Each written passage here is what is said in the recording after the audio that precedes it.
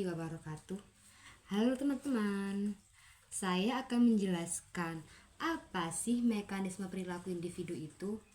Mekanisme perilaku individu yaitu proses kompleks yang melibatkan respon terhadap rangsangan dari dalam diri disebut internal atau dari luar diri disebut eksternal. Definisi mekanisme perilaku individu itu ada dua teori. Yang pertama teori behaviorisme, yang kedua teori holistik atau humanisme. Apa sih teori behaviorisme itu?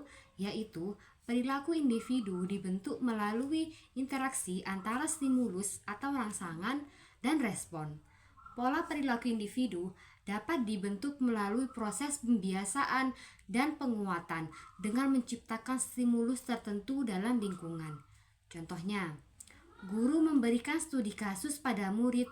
Secara tidak langsung, guru tersebut memberikan stimulus atau rangsangan, dan murid merespon dengan cara mendengarkan. Yang kedua yaitu menurut teori holistik. Mekanisme perilaku individu yaitu berfokus pada tujuan dan pengaruh faktor internal seperti persepsi, emosi, motivasi, kepribadian, nilai, keyakinan, dan pengalaman masa lalu, serta interaksi yang kompleks antara dimensi biologis, psikologis, sosial, dan spiritual. Contohnya, seseorang merasa lapar, itu disebut afektif. Kemudian mencari informasi di internet, disebut kognitif. Dan akhirnya orang itu memasak, disebut konotatif. Dengan mempertimbangkan kesediaan bahan pangan dan waktu, disebut faktor lingkungan dan pribadi. Mekanisme perilaku individu dapat diubah dan dipengaruhi oleh lingkungan melalui proses yang disebut stimulus dan respon. Contohnya dalam pendidikan. Yang pertama stimulus, kedua respon, ketiga kurikulum, empat guru, yang kelima penilaian. Pertama stimulus, guru memberikan pujian dan hadiah ketika siswa belajar dengan baik. Contohnya gini, guru, pinter, sudah baik nilainya, belajar di rumah terus ya? Iya bu guru, terima kasih. Oke, nanti sama bu guru tak kasih bintang 4 ya. Dari situ murid tersebut mendapat stimulus dari luar untuk belajar lebih giat lagi. Yang kedua respon, siswa menjadi lebih rajin belajar karena mendapatkan hadiah.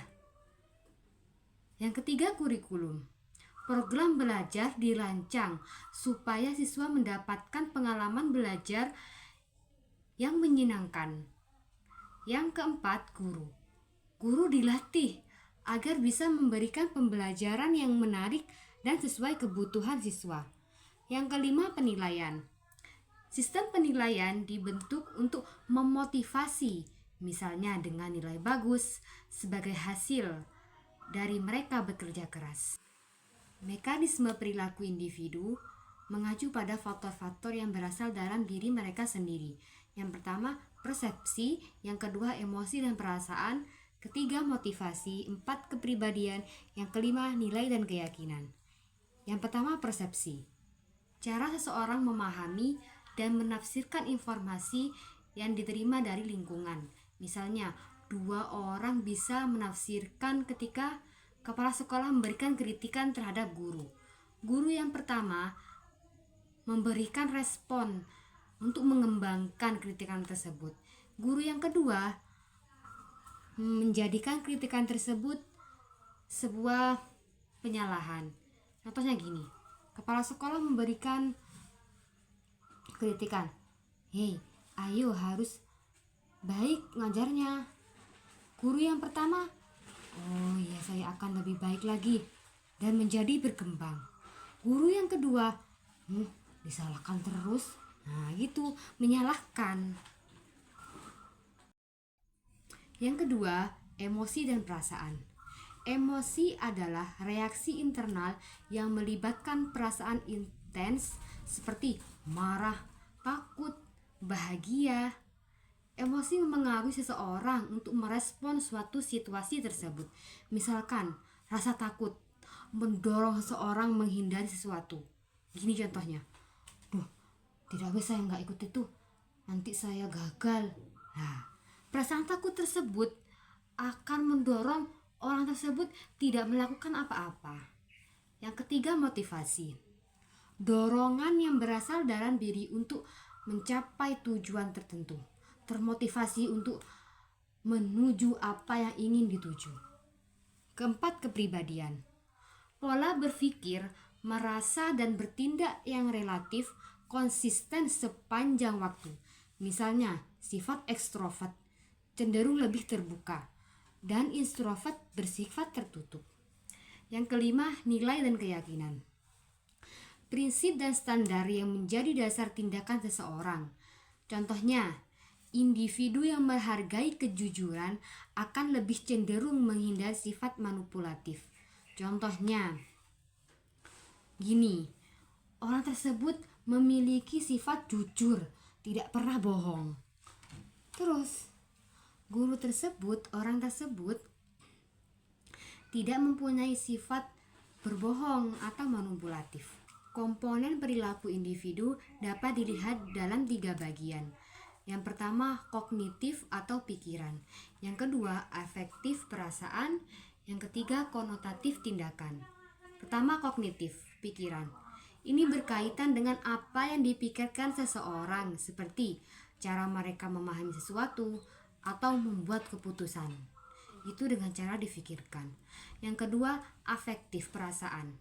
Ini melibatkan emosi atau perasaan seseorang, misalnya senang, marah, sedih, yang mempengaruhi cara mereka bertindak.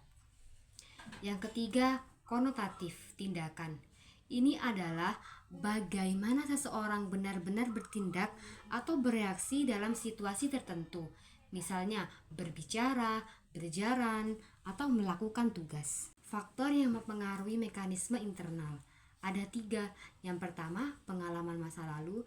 Kedua, pengaruh biologis. Ketiga, lingkungan sosial. Yang pertama, pengalaman masa lalu. Pengalaman sebelumnya membentuk pola berpikir dan merespon seseorang terhadap situasi yang serupa di masa depan. Misalnya, pengalaman traumatis dapat mempengaruhi untuk menghadapi tekanan. Yang kedua, pengaruh biologis. Pengaruh biologis seperti fungsi otak dan hormon turut mempengaruhi mekanisme internal, seperti kadar hormon stres bisa meningkatkan kecemasan. Yang ketiga, lingkungan sosial, seperti keluarga, teman, tempat bekerja, berperan membentuk nilai, keyakinan, dan pola berpikir seseorang.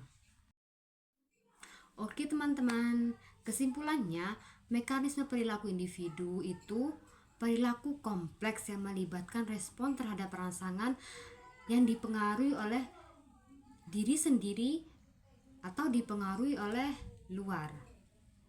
Oke, semoga kita bisa bertemu di lain waktu. Wassalamualaikum warahmatullahi wabarakatuh.